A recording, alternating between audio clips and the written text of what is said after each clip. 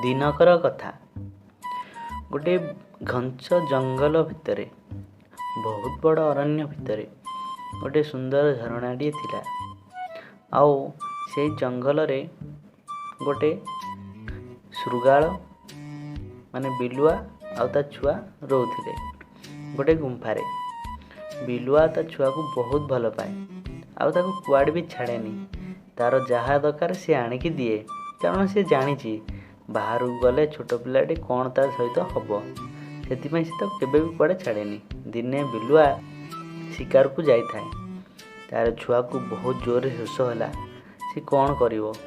ବାଟରେ ପାଖରେ ଗୋଟେ ଝରଣାଟିଏ ଦେଖିଲା ଆଉ ସେ ପିଇବା ନାଗି ଚାଲି ଆସିଲା। ହେଲେ ସେ ଜାଣିନଥିଲା ଝରଣାକୁ ଆସିବା ପାଇଁ ତାକୁ କେତେ ବିପଦ ସାମ୍ନା କରିବାକୁ ପଡ଼ିବ। ତାକୁ ଗୋଟେ ଶାଗୁଣା ଦେଖିଲା।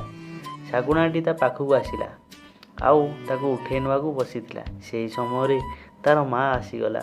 ତା ମା ଦୂରରୁ ଦେଖିଲା ଯେ ଶାଗୁଣା ତା ଛୁଆ ପାଖରେ ବସିଛି।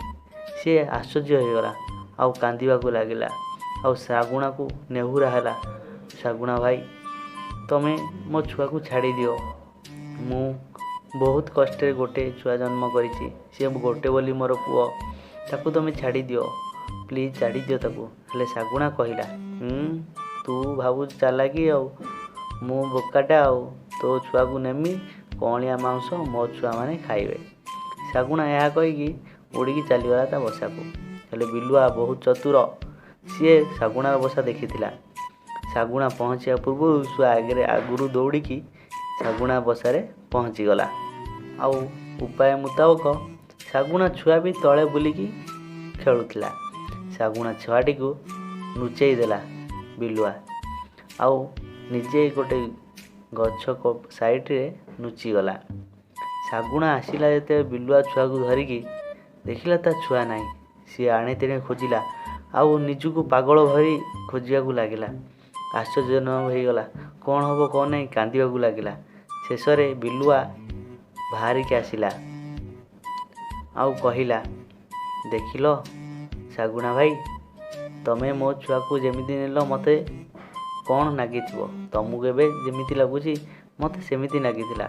ମୁଁ ବହୁତ କଷ୍ଟ ପାଇଲି ଆଉ ସେଇ କଷ୍ଟ ତମକୁ ବି ଦେଲି ତମ ଛୁଆଙ୍କୁ ଲୁଚେଇକି। ଆଉ ତାପରେ ଶାଗୁଣା ତା ଛୁଆକୁ ଛାଡ଼ିଦେଲା ଆଉ ନିଜେ ବସାକୁ ନିଜେ ପଳେଇ ଆଇଲେ। ଆଉ ଶାଗୁଣା କହିଲା, ମୋର ଭୁଲ ହେଇଯାଇଛି ଆଉ ମୁଁ ଏମିତି କେବେ ବି ଭୁଲ କରିବିନି। ଶାଗୁଣା ସେଇଠି ତାକୁ କ୍ଷମା ମାଗିଲା। ଆଉ ସେଇ ଦିନରୁ ଶାଗୁଣା କେବେ ବି ଜିଅନ୍ତା ଜୀବକୁ ଖାଏନି। ସେ କେବଳ ମୃତ ଜୀବମାନଙ୍କୁ ଖାଏ। ଆମେ ଏଥିରୁ କ'ଣ ବୁଝିଲେ କୁହ? ଆତ୍ମୀୟକୁ ହରେଇଲେ କେତେ କଷ୍ଟ ପାଆନ୍ତି ସେଇଟା ମୁଁ ଆପଣମାନଙ୍କୁ ଭଲ ଭାବରେ ଜଣାଇଦେଲି। ପ୍ଲିଜ୍ ମୋ ଚ୍ୟାନେଲକୁ